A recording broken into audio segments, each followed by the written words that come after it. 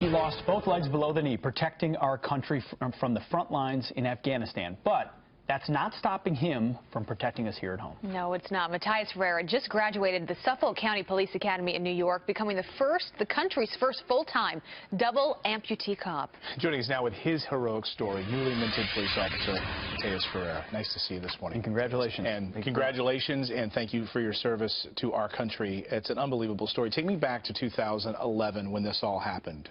So I was a machine gunner attached to 1st Battalion, 8th Marines, 2nd Marine Division out of Camp Lejeune, North Carolina. And we were doing OEF, which is Operation Enduring Freedom. We were deployed to Helmand Providence and basically trying to win the hearts and minds of the people, and basically there to help out in eliminating the threat of Taliban forces. On a night of January 21st, 2011, we were doing a night op, which is basically going inside of the compound and making sure that there were no combatants there or any type of IED-making materials. Upon going inside of the compound, everything was cleared. We were setting up to basically stay there overnight and begin the missions the next day. I was on a rooftop with the rest of my machine gunners, and we were just setting up the gear. And I said that I'd be back, that I was going to go get the rest of the stuff. And when I jumped off the roof, I landed on a 30-pound bomb.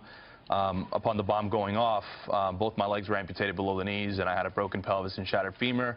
And thank God, you know, my doc, Tommy Casey, was there. My CO was there. Everybody was very supportive, very professional. Everybody was able to stop the bleeding until the medevac got there. And once the medevac got there, I was able to, you know, basically start responding. And you were taken to Germany. How long was your recovery process? So the recovery process, I would say, was about a year time lapse from beginning to end.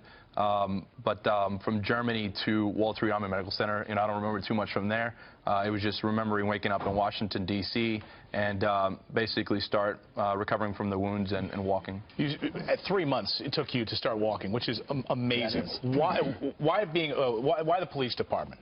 So the police department and the military are very similar in many different things. We have the knowledge of, you know, basically learning both traits, except in the military you're just taught to follow directions, follow instructions, and basically the police department is something along those lines, except you're released to become a police officer on your own. You have to make very important decisions on your own. But you wanted to do this since you were a kid. I did. I wanted to do this when I was a kid. When I moved to the United States from a small country in Uruguay in South America, I noticed a man in uniform, in a United States Marine Corps uniform, and I told my dad that I was like, wow, I'm going to be that guy when I grow up. And my dad told me what it stood for, you know, fighting for the freedom of this country and giving us the liberties that we have. And, you know, the police department and the military being so similar, I said if one doesn't work out, then the other one will. It's incredible. Nothing has stopped you from wanting to serve this country. As I mentioned earlier, the first double amputee, right, from the Suffolk County area. Yes, ma'am. I mean, that's incredible in and of itself. And we were talking in the commercial break when you first mentally realized what you had lost, and you had lost both of your legs. What was going through your mind at the time, and what kept pushing you to want to keep fighting, to want to keep giving back in that moment? Well, at the time it was my family that kept me going, you know, forward. Now I'm married with a 2-year-old daughter, and really I just want to continue to live my life, to live for them. I know that I would want my daughter to grow up being strong-willed and not letting anything stop her.